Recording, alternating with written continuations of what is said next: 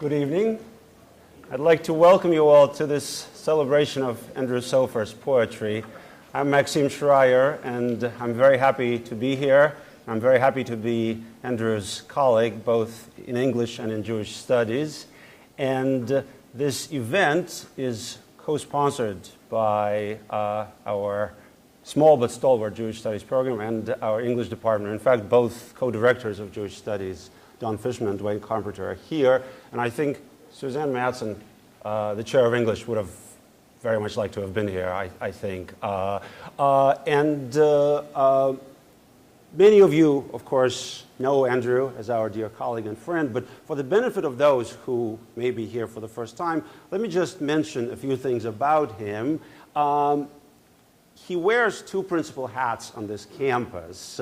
One is that of a theater critic and historian and teacher of theater, and in that capacity, Andrew is an acclaimed theater critic, probably best known for his book, The Stage Life of Props, as well as many essays and articles on theater. And he received the inaugural Oscar Rocket Essay Prize from the American Society for Theater Research.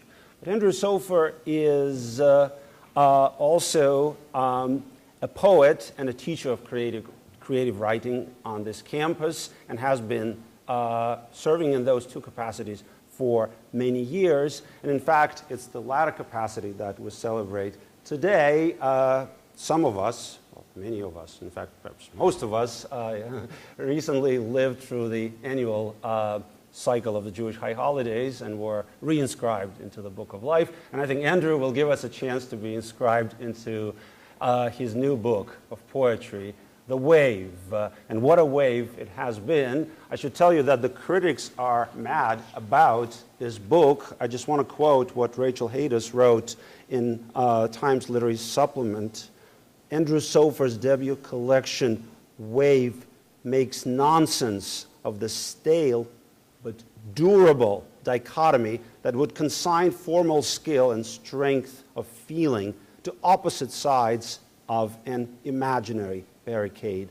One of the many pleasures of reading and rereading Wave is the discovery of how one poem answers the questions posed explicitly or implicitly by others. As you read Andrew's collection, you see, you hear reflected in his verse and refracted through it voices of many of Andrew's imaginary Jewish interlocutors, such as Kafka or Wittgenstein, voices of Andrew's own parents and family members of Jews, diasporic and non-diasporic. And I hope Andrew will permit me the liberty of quoting just one of his poems. I know I will not do with this English of mine a job nearly as perfect as Andrew, but there's a reason I want to read this. It's a short poem from the earlier part of the book, and it's called Family Recipe. Grandmother bows over the dough dripping salt and grease. She bakes once every summer to fatten you up, brings gifts from the Holy Land, a paperweight shtetl englobed in snow, Hanukkah gilt wrapped in gold, but scares me when she whispers, "This is the way we remember," skinny, pinching my wrist. I try not to breathe in the raw butter as we roll yellowing letters for the departed, blessed be they, till our offerings burst from the oven, the first A searing my pursed mouth. I don't know about you, but when I read this poem, I hear Shalom Aleichem whispering in Andrew's ear, and I also hear Malamud perhaps winking at him from the happy abode where he might be presently. Why do I mention Jewish poets as writers of prose? Well, in a way, because some of the greatest Jewish American poets have been writers of prose, but I think it's changing. It's already changed with Reznikov and with Anthony Hecht, and I think Andrew's book testifies to the extent to which Jewish American poetry is changing and becoming not only part of the mainstream, but becoming so vastly intelligent and so formally perfect. And Andrew, I want to thank you for that. As I also want to say that I've never said this to you, but for years, Andrew, I've admired how patiently you've been waiting for the right publisher to snatch up this manuscript. Some of your contemporaries have already published 2 or 3 collections, and you're only coming out with your first. But, you know, like aged wine, this is only a sign of maturity. And I think some of these contemporaries already passed their peak, whereas you are only reaching your peak form, Andrew. I want to welcome Andrew Sofer to the podium, and please help me welcome him. And after his reading, he'll take your questions. There'll be a reception. And also, Andrew has kindly agreed to sign copies of his book, which has already become a bestseller. Andrew Sofer. Thank you so much. Thank you so much.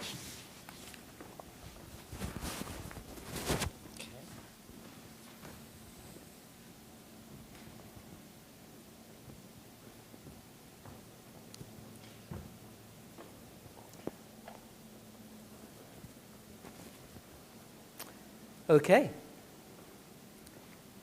Can everybody hear me? Yes? Thank you very, very much for coming out on a Tuesday evening. It's lovely to see so many familiar faces and so many unfamiliar faces here. I'd like to thank Maxim for that really gracious and generous introduction, as well as the Jewish Studies program and the English department for inviting me to be here this evening, along with Maxim, Dwayne Carpenter, Donald Fishman, Suzanne Matson, the chair of the English department. I'd like to thank Front Row for generously sponsoring the taping of this reading. I'd like to thank the BC Bookstore for stocking my book and selling my book as well. I'd like to thank BC Magazine, Ben Birnbaum and Anne-Marie Murphy for their support over the years. And last, I'd just like to thank my family and thank you all for being here tonight. So I'm going to read from this book for a bit and talk about the poems as I read. And then I'll wind down and be very happy to answer questions about the book or about individual poems or anything that you'd like to talk about. So I think the first thing I would say about this book is that it's a narrative, it's a story, it's a sequence that's divided into 3 sections. And the first section has to do with the experience of being a child, growing up in England, and feeling both English and not English. As Maxime intimated, neither of my parents was English. I didn't have any relatives growing up in England. I didn't have any ancestors in England, so I had a sort of strange sense of being in England but not of England. And when my parents spoke, it was very clear that unlike me, they really didn't sound English at all. So it's an interesting experience growing up that way. And so the poems in the first section of the book, I suppose, are largely to do with a child trying to find his place in a landscape. And I'm going to start with the very, very first poem in the book, which is a poem called Wandlebury Ring. It's an elegy for my father, Cyril Sofer, who is the joint dedicatee of the book, along with my older brother, Paul Sofer. Both Sofers, both writers, both brilliant men who died too young.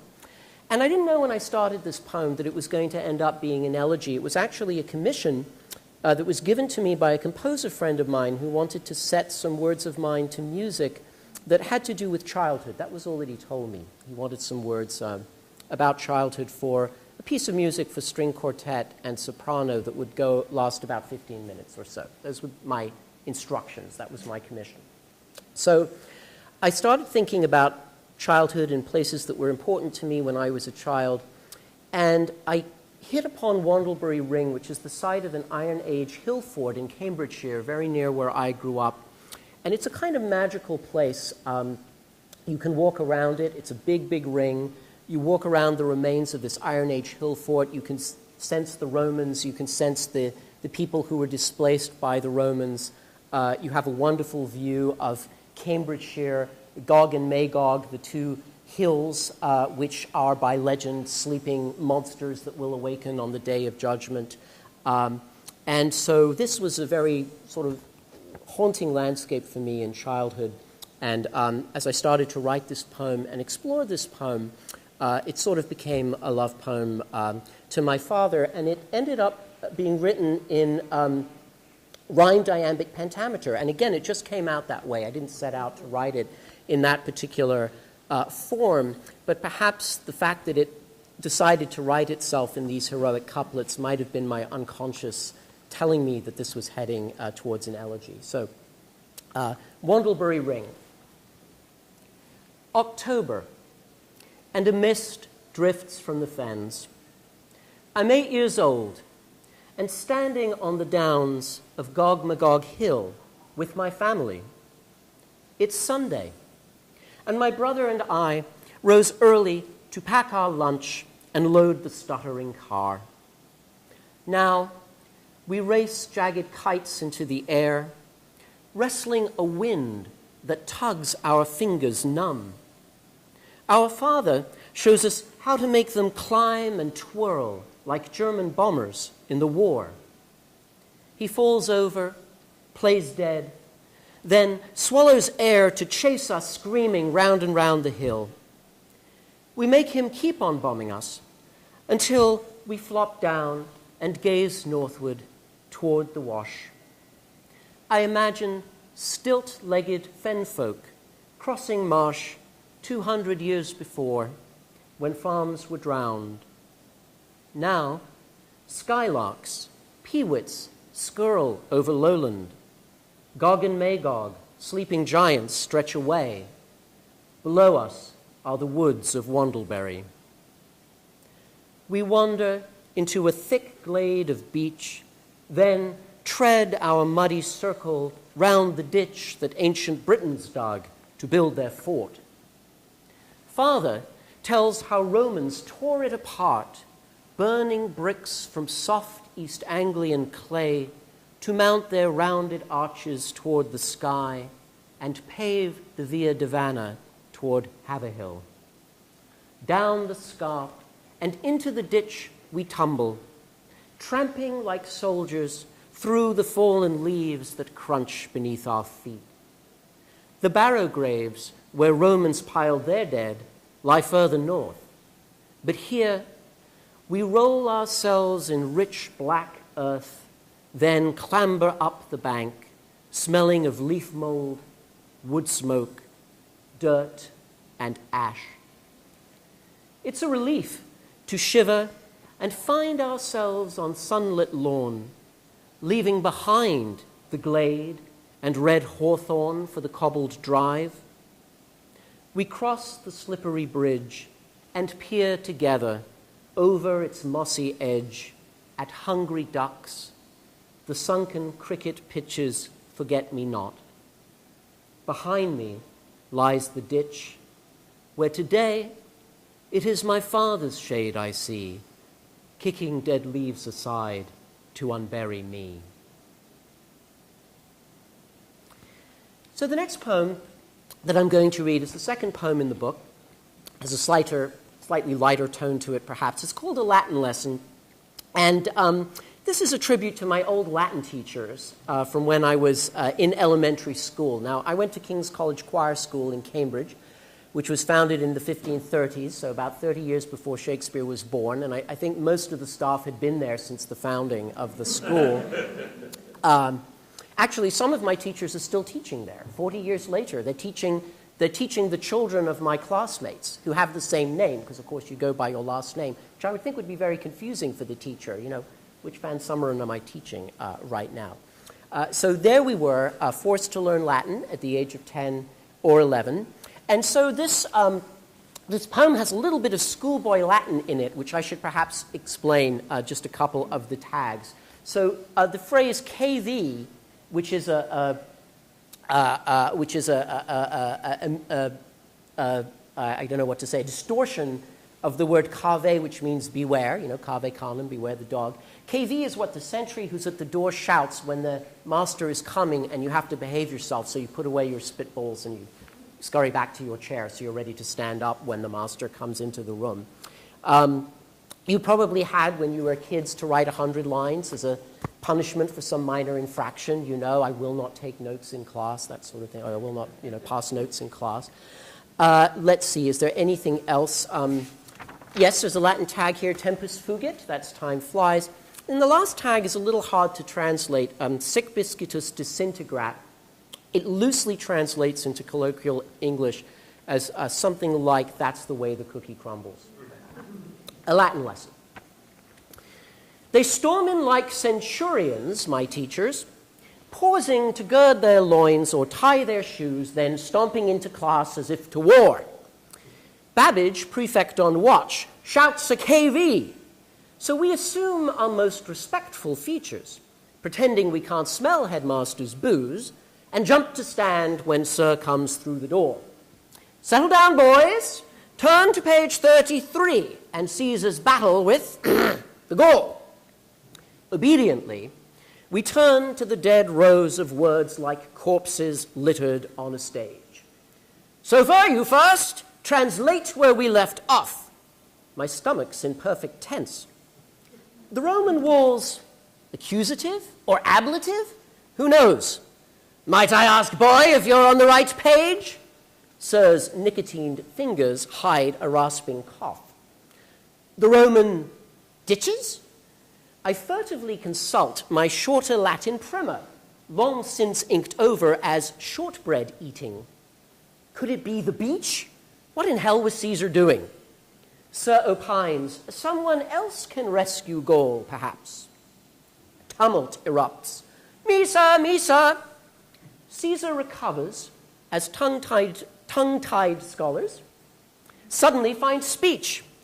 Sofer, kindly write out 100 lines. Tempus fugit. I shan't waste 2A's time. Sir smirks. His victims thrown to the lions, and class drags on till afternoon libations. 1-0, Rome triumphs. Barbarian is humbled. A hopeless case. I'm sentenced for the crime of being modern. But empire declines once boys learn more exciting conjugations.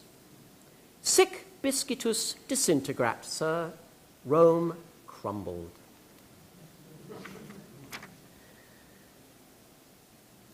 I'm going to read a couple more poems from the earlier section. I think I will read this poem, Home from School, which isn't a poem that I believe that I've read in a poetry reading before. So I'll read it. It's a villanelle, so it's a repeating form on 2 rhymes in which the first line and the third rhyme, the first line and the third line come back at preordained times in the poem. And this one's called Home from School. The basement hugs its darkness to itself. I crouch 1 floor above its muffled hum. What did my father hide behind the shelf? I hold my breath 1.5 minutes until at last I hear the front door slam.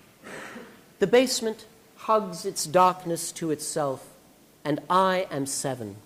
Shrewd as any elf, as if its jaws might tear me limb from limb. What did my father hide behind the shelf? O thief who stole the kingdom, blind yourself. I lose my footing, stumble, bite my thumb.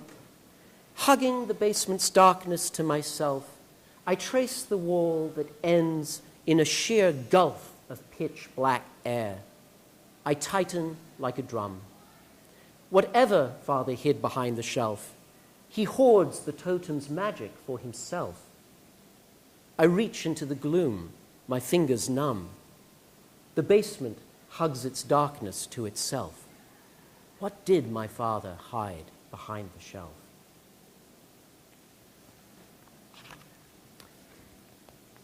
This poem is called Boomerang. I threw the boomerang in such a way that it would sail beyond our tidy lawn, then double back into my waiting palm. Instead, I watched my new toy slice the air and catch my mother just above the eye, as if it meant to cut her down to size. I couldn't make her understand that chance sometimes takes matter into its own hands, that aimlessness, as well as rage, can blind. This poem is from my older brother. It's another poem that's set in Cambridgeshire. Cambridgeshire, of course, is fenland. It's very, very flat, very, very boggy, hence my reference to the stilt-legged fen folk in the first poem. When the fens flood, you go on stilts through it. And it's a very strange, marshy, surreal environment, not quite liquid, not quite solid, and quite fascinating. So this one's called Cambridgeshire Windmills, and it's for Paul. And there's a term here, widdershins, which some of you will know, which means to walk in a circle counterclockwise, which is associated with the black arts. It's the same idea as sinister, sinister meaning to go leftward. So to walk counterclockwise is to walk widdershins. And it's a sonnet. The year we go windmill mad, my brother and I, we climb up endless rickety stairs that yield underfoot, through rotten hulks that score the sky and smell of straw and rats. Flat Cambridge fields, checkerboards of mustard yellow and green, stretch out toward Norfolk and the River Ouse. Farmers burn piles of leaves. They dredge up beans, beets, and, from rich, black, wormy soil, potatoes. Here, land is an illusion. When fens drown, you have to pump. So black-sailed windmills came 300 years ago. I hear them groan to life as the oak wheels creak, then thrum.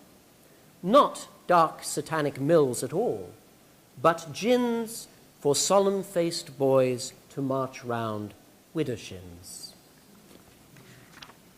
That's Cambridgeshire Windmills. Okay. I'll read another light one.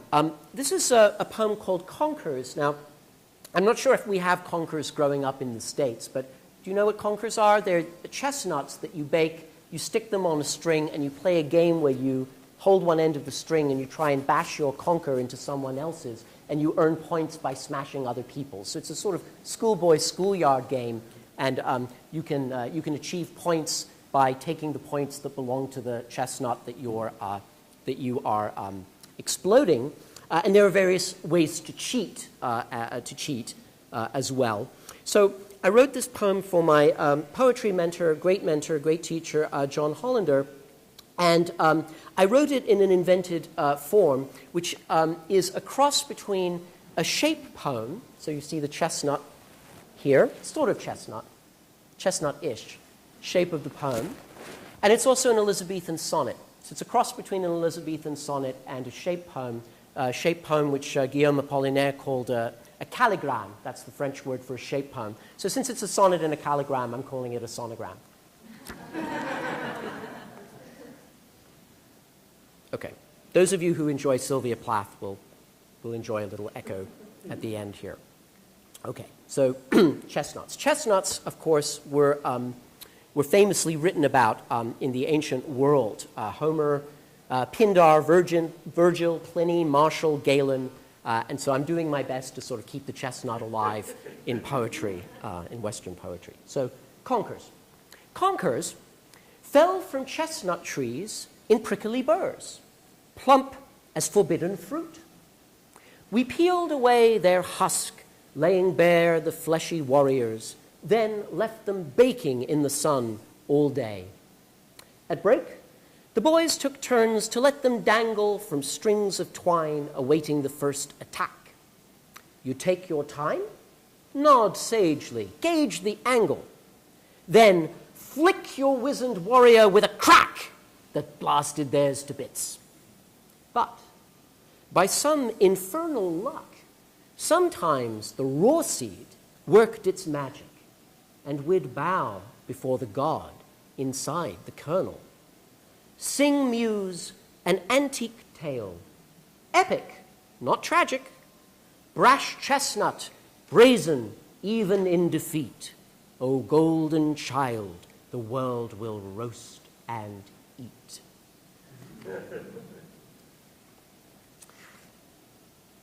Maybe I'll read one more poem from the first section. Since Maxim was kind enough to mention Kafka, I have a Kafka poem here, which I will read. It's called Kafka's Farewell. Now, when Kafka was dying of tuberculosis, he went to a ski resort, oddly, which is where he wrote The Castle, Silesian ski resort, called Spindelmüller. And I thought this was interesting, and I read some of Kafka's diaries, and I have a quote from Kafka in italics here, but I don't know how to speak in italics, so maybe I'll just make maybe I'll slant slightly so that you'll know when I'm quoting Kafka. But this poem is called Kafka's Farewell. Kafka's Farewell. Scratching out the castle, plagued by hemorrhoids, boils, and the TB uncoiling in his chest like a viper, how he envied those warm bodies at Spindelmüller whizzing past his window, all schnapps and good cheer. Did he lie at the bottom of the slope, black limbs twitching air, target of catcalls and apple cores? My situation in this world would seem to be a dreadful one, alone here on a forsaken road. Did he dream of hurtling down the trail, bowler hat, stiff collar, and scarecrow ears, then relax into the schuss of it? Snowplow to stem Christie to parallel turn as he swoops into the sky, shedding jacket, coat, and hat. Look, a child cries, a flying Jew. I'm going to move on to the poems of the middle section. The middle section is largely a sonnet sequence that is about life in Israel between 1983 and 1987, when I was an undergraduate. I moved to Israel in January 1983. That was about 7 months after the first Lebanon War began, the invasion of southern Lebanon by Israel to expel the PLO. And then I left in July 1987, which was about 6 months before the very first Intifada, the first Palestinian uprising against the Israeli occupation of the Palestinian territories.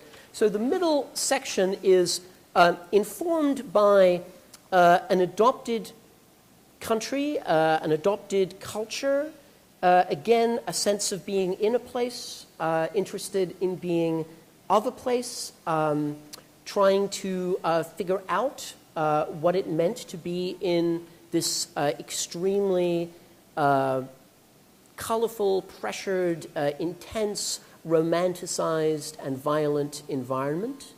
And I think that's all I'm going to say. I think I should probably let the poems speak. So I'll begin with a poem called Ein Kerem. Now, Ein Kerem is a village just to the west of Jerusalem where I lived when I first moved to Israel.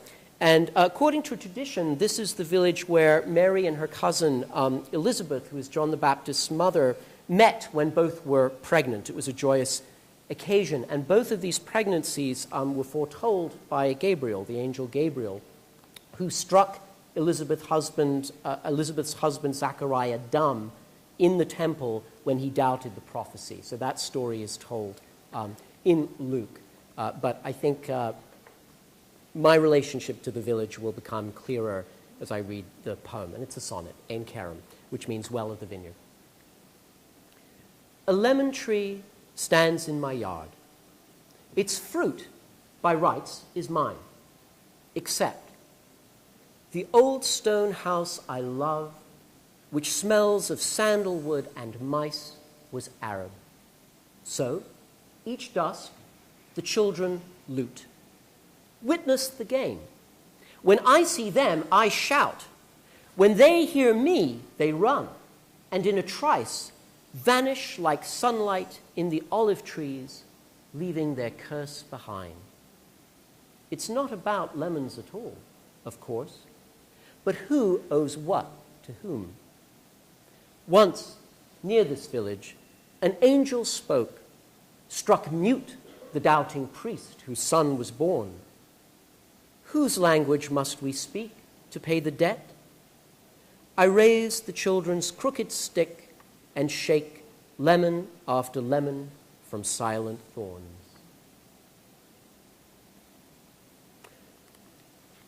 This poem is called Meir She'arim. It's another poem for my father. Meir She'arim, as many of you know, is the ultra-Orthodox neighborhood of Jerusalem, and it literally means 100 gates or doors, which becomes germane to the poem. Meir She'arim. Lost in the city, late this foggy night, I stumble past the black-cloaked Hasidim who dart like shadows through an umber light. They keep the doorways of Jerusalem, and I'm a visitor, destined to try 100 gates, not one of which leads home. 3,000 miles away, I'm haunted by your absence, like the coda to a poem missing some key phrase just out of reach. A surge of blood, your foot upon the pedal, that graceful swerve into the local church were, in a life of jokes, your final riddle. Bereft of clues, I stand completely still.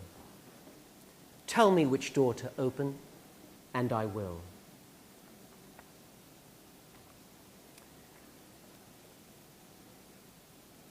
This poem is called Old City.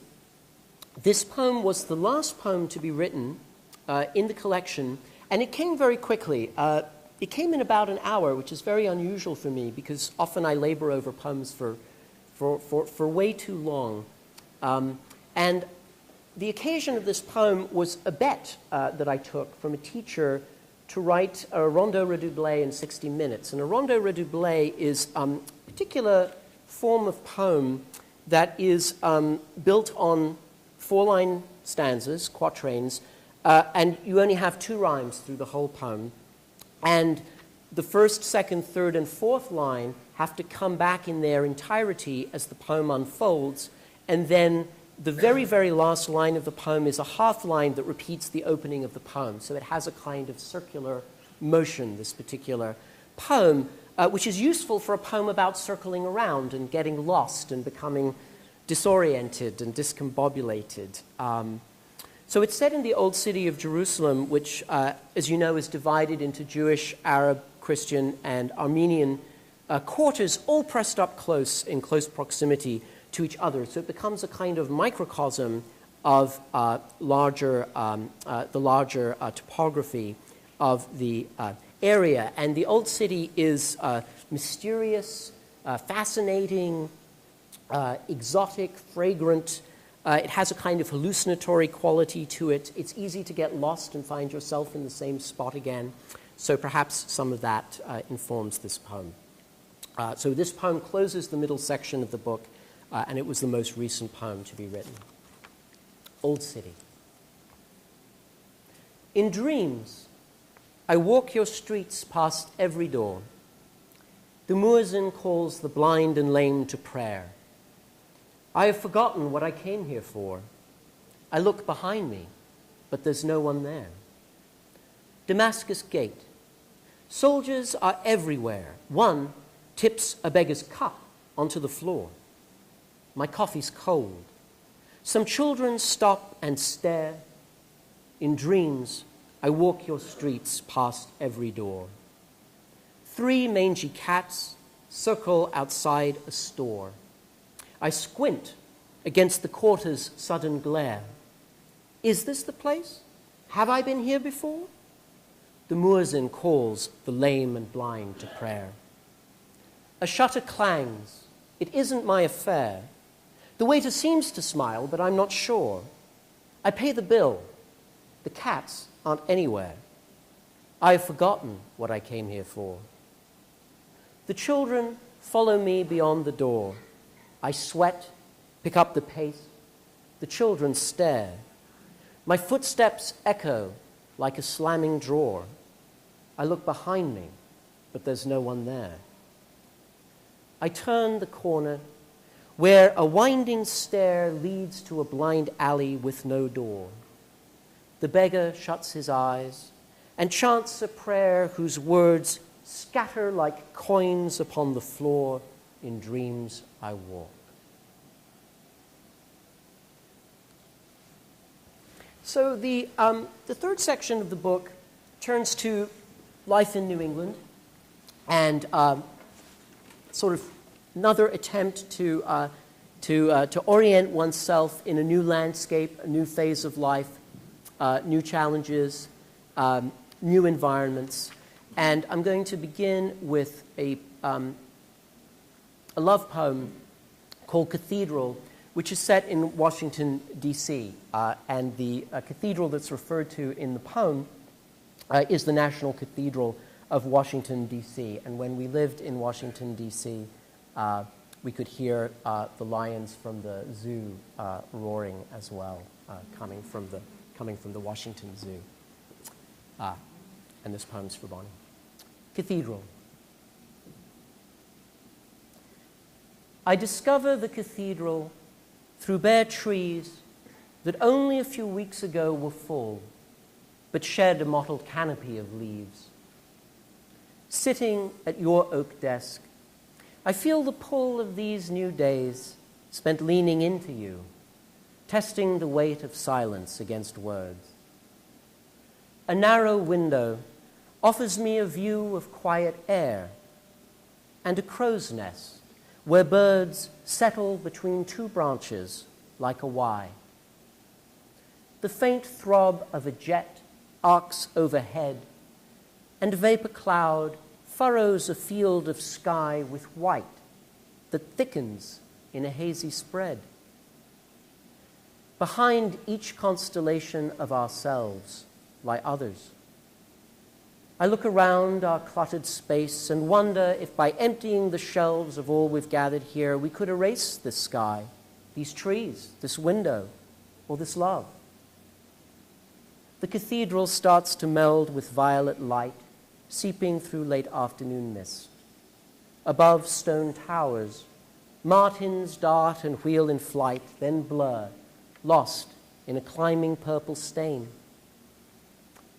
Perhaps a haven is what love requires, as when ducking into a marble nave past rain, we hear a steeple bell through hollow spires.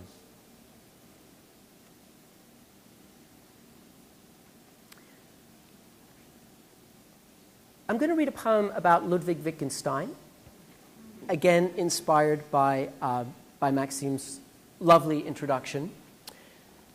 The philosopher Ludwig Wittgenstein went to Cambridge, England to study logic with the great Bertrand Russell, and he decided that as a young man, and he got a bit fed up with Russell, and he decided he was going to go and move to Norway and solve all the problems of philosophy and all the problems of logic by himself in a hut in the middle of nowhere in Norway.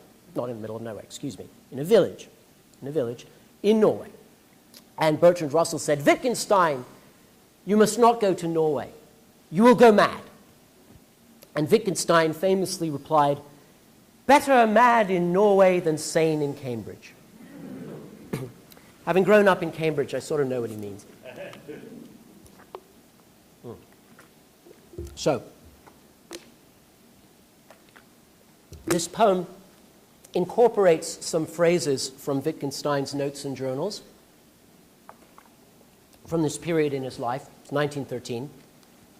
And the poem is a pantoum. It's one of those repeating forms that I like to use. And in this particular form, every line comes back.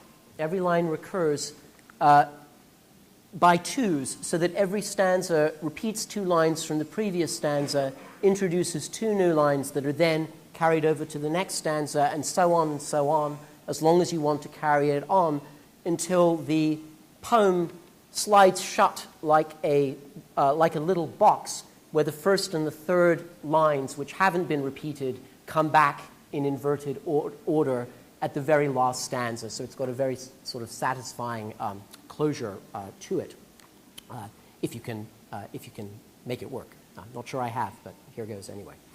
So Wittgenstein in Norway, Skjolden, 1913. I fled my past to wrestle face to face the demon logic conjured in my brain. The world was everything packed in my case. I scorned the Cambridge of the merely sane. The demon logic conjured in my brain. I wrote, A is the same letter as A. Scorning the Cambridge of the merely sane, what only could be shown, I strove to say. I wrote, A is the same letter as A. The logic of my trip escaped, my friends. What only could be shown, I strove to say, dirtying a flower with muddy hands. The logic of my trip? Escape, my friends, to solve the problems of philosophy, dirtying a flower with muddy hands, reducing reason to tautology. To solve the problems of philosophy, I kicked away the ladder of the mind, reducing reason to tautology. The locals wondered what I came to find. I kicked away the ladder of the mind. My empty notebooks filled a single shelf. The locals wondered what I came to find. The mirror, language, turned upon itself. My empty notebooks filled a single shelf. The world is everything that is the case. The mirror, language turned upon itself. I fled my past to wrestle face to face.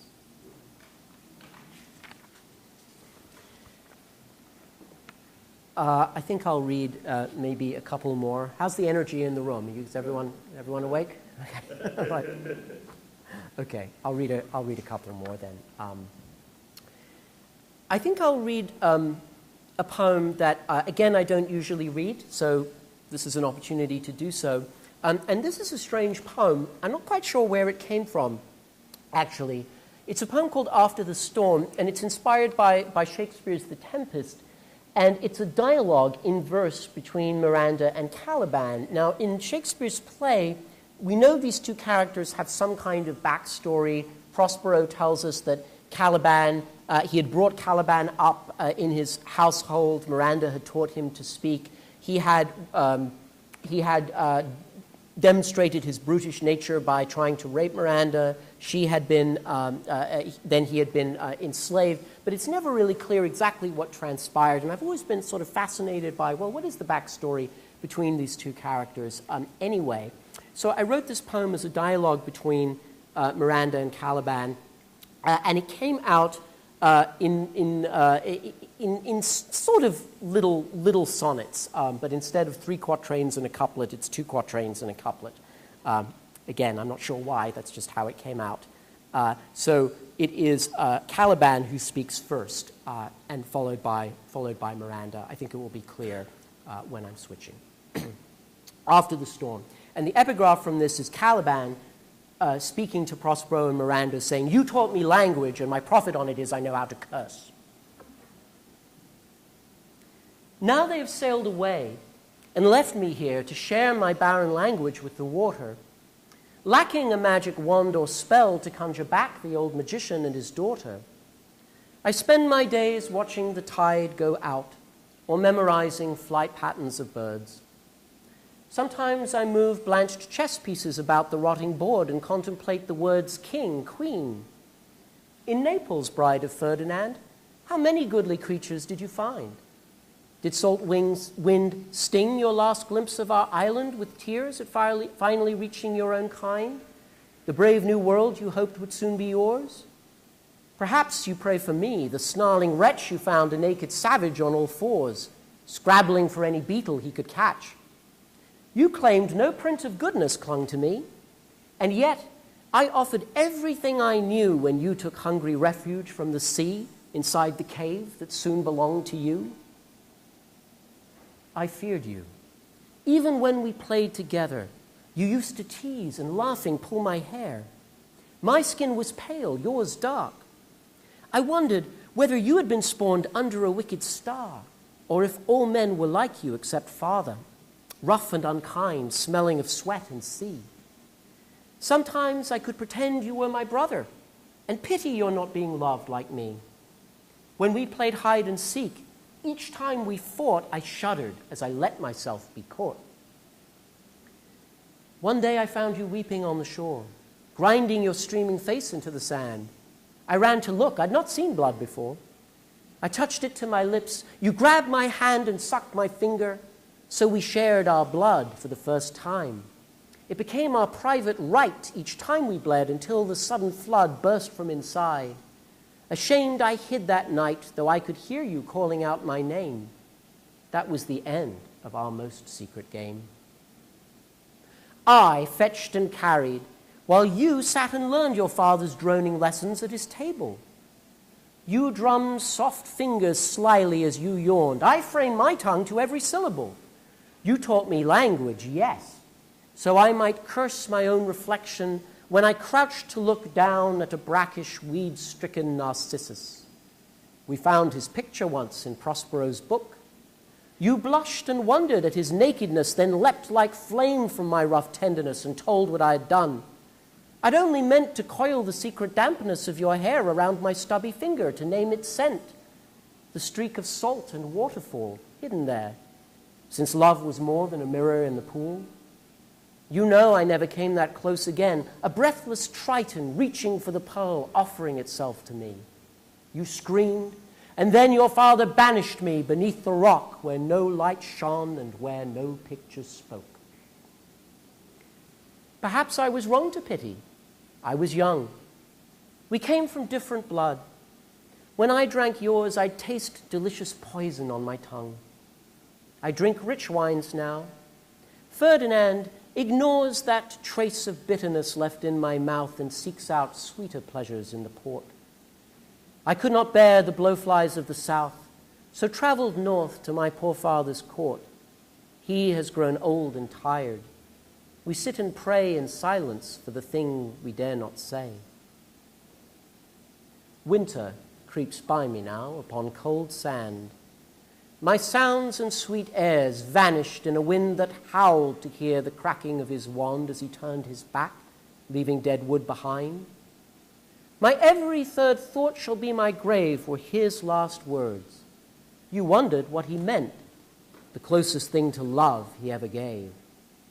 I think on him, his dark acknowledgement, and picture an old man after the storm, trailing a thin, dry stick under his arm.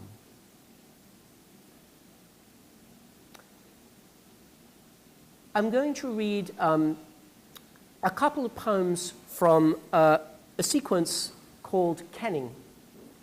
Kenning is a compound metaphor that is common in Old Norse poetry. So the whale road would be the ocean, for example. So I'll read one or two of these little poems. The first poem is called Renting a Tux, which I've done precisely once in my life. But I imagine what would it be like to be constantly renting tuxes if one was going to wedding after wedding after wedding. You know, always the groom and never always the groomsman and never the groom. Is that the phrase I'm looking for? So I imagine somebody going through this process, and this is what I wrote. Renting a tux. Off the cuff, I wonder how many men, bit players grooming for the major part, have squeezed their frames to fit the shape I'm in. Buttonholed by bores year after year, we parcel out our lives in cummerbunds. Surely it pays to purchase what we rent. And yet, how comforting to follow suit, to wear our hearts on someone else's sleeve, and, made to measure, dance in borrowed time. One more of these. This poem is called Riddle, and it's a poem about a new father who's trying to solve the Zen koan, show me your face before you were born, and ends up encountering Blanche from A Streetcar Named Desire. This poem is a ghazal, which is a Persian form, which is two-line stanzas that end with a rhyme word and then a refrain that's repeated at the end of every couplet. And it's customary to sign off a ghazal with a pseudonym. It's a sort of pseudonymous conceit. And perhaps in that spirit, it's worth mentioning that my surname Sofer means scribe or author in Hebrew, and my father's first name was Cyril. Riddle. Show me your face before you were born. What left its trace? Before you were born, singularity blossomed. Its needle's point wove time into space before you were born. A mirror hung in the balance and shattered. We threw salt just in case before you were born. You lodged in the reeds. Pharaoh's daughter knelt in embrace before you. We are born. Heartbeats saccade, hoofs capriole galloped apace before you were born. Sometimes there's God, so quickly, said Blanche. Ineffable grace, before you were born. Child, in sleep you climb ladders of air, dreams held in place before you were born. I, a scribe, write in my father's Cyrillic. His was my face before you were born. I think that I will close with the last poem in the book, which is called My Father is a Schoolboy. My father grew up in Cape Town, South Africa, under the wonderful shadow of Table Mountain, which overlooks Cape Town. And there's a reference in this poem to Tsavo, which is a game reserve in Kenya. My father as a schoolboy. Lions at the nearby zoo roar me to sleep. They echo the roars we once heard at Tsavo, where at dusk elephants came to lick salt from the pools by our cabin. Dung beetles crunched under my feet like cobblestone. In my dream, I climb Table Mountain. Under dazzling sun, I reach the plateau. Far below, a schoolboy on a class outing, you carve your name in rock, dream of diving into the cool bay. Tonight, you will copy your oldest brother's essay in Afrikaans, My Day on the Mountain. You will be the fifth brother to hand it in. It will not be your children's language. You are the last brother on the mountain. I want to reach down to you, restless boy, who will seek your fortune in a rainy land, tell you to seize the Cape of Good Hope, an ocean glimpsed through a cloth of cloud that spills into air like a breaking wave. Thank you.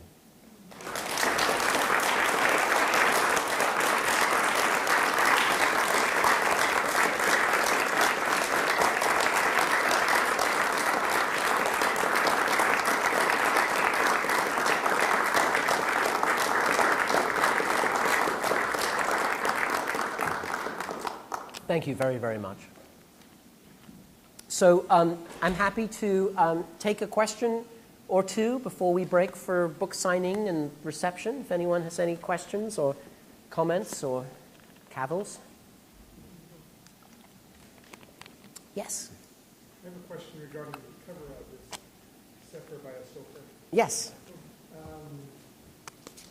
The way Is it one of greeting, of salutation, of departure, all of the above, none of the above? Well, I hope that it's all of the above. This book went through many, many titles, each more awful than the last. You know, at a certain point I was even thinking about, no, I'm not even going to tell you what some of the titles were, later at the reception possibly.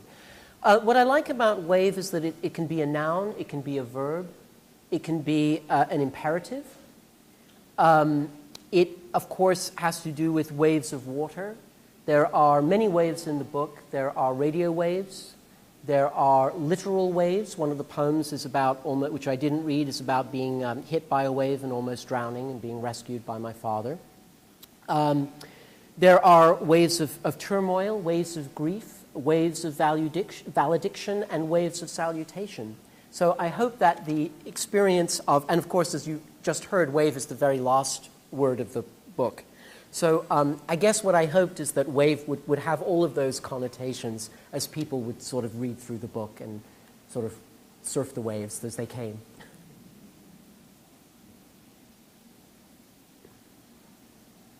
Paul? Yeah. Oh, yes. Yeah, go ahead. Ms. Hansen. So you experiment with a lot of forms. Yes. And I'm just wondering, I mean, you mentioned when you wrote the elegy, the overall sort of generated spontaneously. Yeah. But when you're writing, to what extent do you allow yourself to be dictated by the form, and have you ever kind of started with one and then it unravels? Yeah, I mean, it's a bit like working with clay. What you have is a big sodden mess of words, and they're just spilling out, and I'll play with a poem for a while, maybe 2 or 3 drafts, and then it will either feel like it needs to stay in free verse, or else it'll start to sort of, I might be saying, maybe this might work as a sonnet, or maybe this might work as a sestina, or maybe this might work as a villanelle, and I might try the same poem in different forms until I find one that's congenial. Or I might abandon it. I have sonnets that are just sort of dead in the water as sonnets, and I have to desonnetize them in order to have them come to life. There are also poems that I've struggled with in free verse that have wanted that tension and restriction of a form. So I do go back and forth. And I also set myself forms as exercises just to kind of familiarize myself with them, just so that I have them in the back of my mind in case a poem will come along in that form. So usually I have to write sort of 2 or 3 failed versions of any given form or you know, any given exercise till I feel like I have at least a bit of facility with it. I'm just really playing with it. And then it goes into my bank, my memory bank or my subconscious. And it's there, and sometimes it will just pop out. So I can spend months working on an exercise that really never goes anywhere, and then finally I'll have a poem and it'll just come out in that form. Yeah, Judith. I have 2 questions, actually. Yes.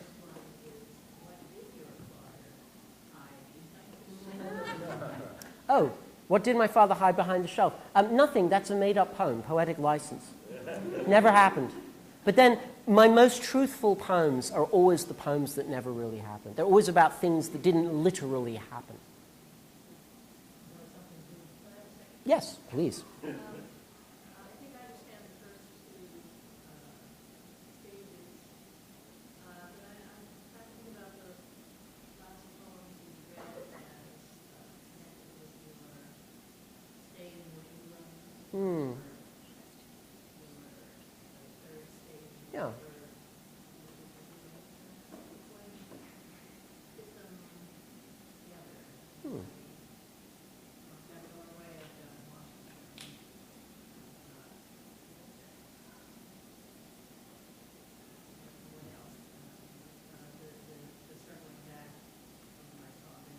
Mm-hmm.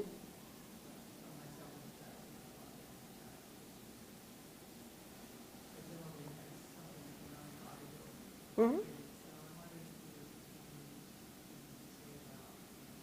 Sure, absolutely. Well, the third section of the book is to some extent sort of all over the map. I've got a poem about Glenn Gould as well as my Wittgenstein poem in here, as well as the Caliban and Miranda poems. But I think what does unite the third section, probably more than geographical location, although I didn't read poems that are set in Brooklyn and Martha's Vineyard, and I have more New England poems in there per se, is the ways in which we find out so much about our parents by parenting. You know, you sort of discover, in some weird way, you can discover who your parents are or who you think your parents are by parenting. And you can sort of surprise yourself in sort of incarnating those ghosts in some ways, for good and for ill, I think. So perhaps that's really more what the third section is about. And a lot of the poems in the first section are paired with poems in the third section, sort of hopefully subliminally, so that as one is reading through the book, later poems talk back to the earlier poems, and you hear echoes. So, for example, some of the childhood fears of the child in the first section are addressed in the third section when the parent is trying to comfort the child who's frightened by the dark. But maybe it doesn't hang together at all. Cynthia. How old were you when your father died? 9.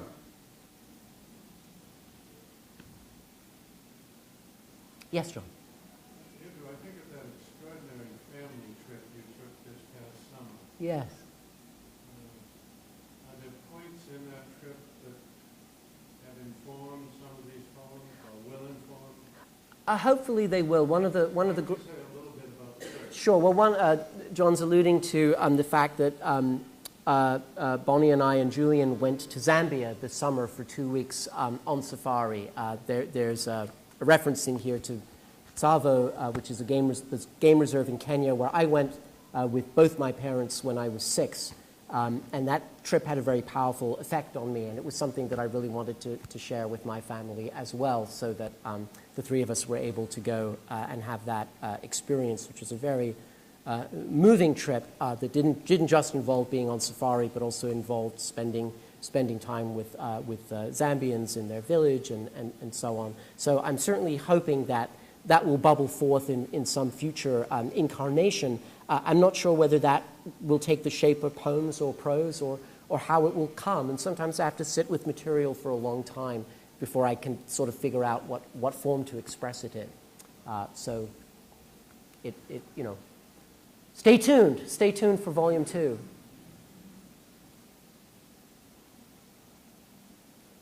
Any more questions about particular poems or Tom? Or John?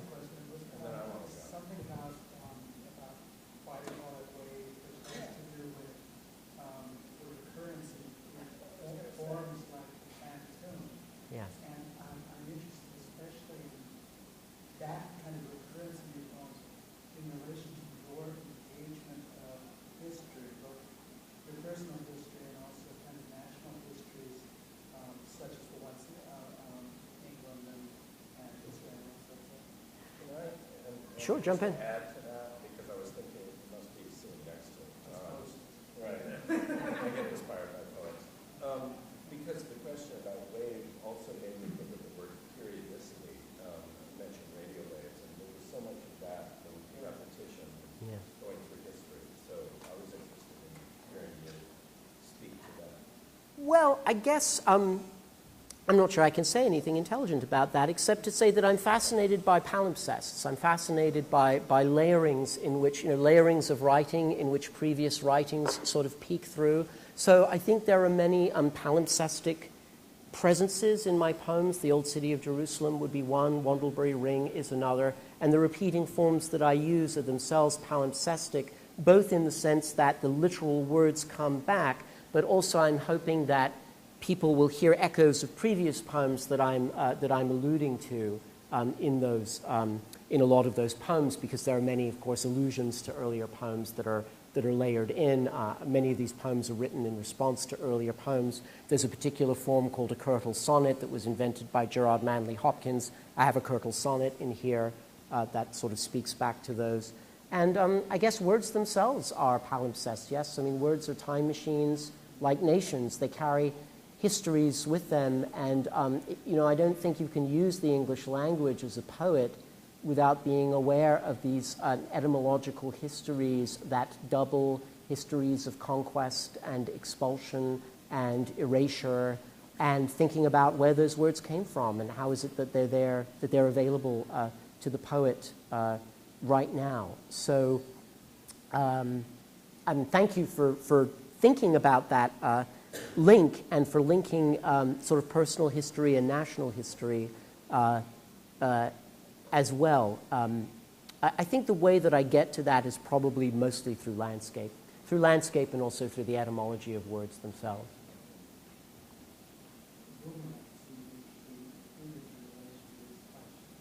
Yeah. What is it? What's your association with it, John? Yeah. Something almost becoming recurrent, and it tends to be recurrent, and becoming just an angle instead of just. Yeah, it's interesting, the boomerang. A friend of mine reminds me that when I was 13, I used to write poems and mail them to myself. I would put them in the mail with my own address on, and I would mail them back to myself. I'd completely forgotten doing this. And she had asked me, why do you do that? And I said, well, it helps me be more objective. You know, I can fix them. I can make them better if I pretend they're by someone else. So there is that kind of you know, those are poems are boomerangs too in some way, aren't they? Interesting. Yeah, the boomerang was interesting. Yeah. Thank you for that. So, unless there's another question, maybe we should. Yes, go ahead, Jane. I like the concept of wave in terms of the diaspora, because you started out by talking about growing up in England when you knew you sort of weren't really of England, you were there at England, and not having any roots or history or relatives there. And I was thinking about the continents that have both informed your poetry and the waves between the continents, how people get from one continent to another, and how the waves of course Jewish migration is part of what you're connected to all these continents. And now you're here in 50 years. Will this be home? Yeah. And how will that impact your poetry? Is not having a home and always kind of being on a wave to another place. Is that part of your experience as a writer? Will that change as you begin to feel like you really live somewhere in a forever kind of way, or does that not necessarily happen to us as people? You know, that's a really interesting question, and I just don't know. I can't predict how that journey is going to go, but I think that I agree that I think that so many writers, Jewish writers, but non-Jewish writers too, are impelled by sort of very powerful senses of deracination, and that language becomes a way to sort of racinate, put down roots in some way, that one tries to put down roots in language. I'm sure Maxim has things to add on this note, as someone who's working both in a native language and in an adoptive language. I don't have any languages other than English that I'm confident enough in or skillful enough in to write in, but other languages do find their way into this book. So I actually can't predict what the journey is going to be for myself as a writer, and I think I kind of like it that way, because if I start to think about an idea of myself as I'm this sort of writer or that sort of writer or diasporic writer or non-diasporic writer, I might start writing things to fit my idea of what sort of writer I am, and I sort of want to keep things a bit as a surprise and just see where it takes me, and hope that the projects that I do sort of have some kind of hold together in some way, have some kind of integrity to them, I suppose. Okay, thank you so much for coming. Really. Thank you very, very much.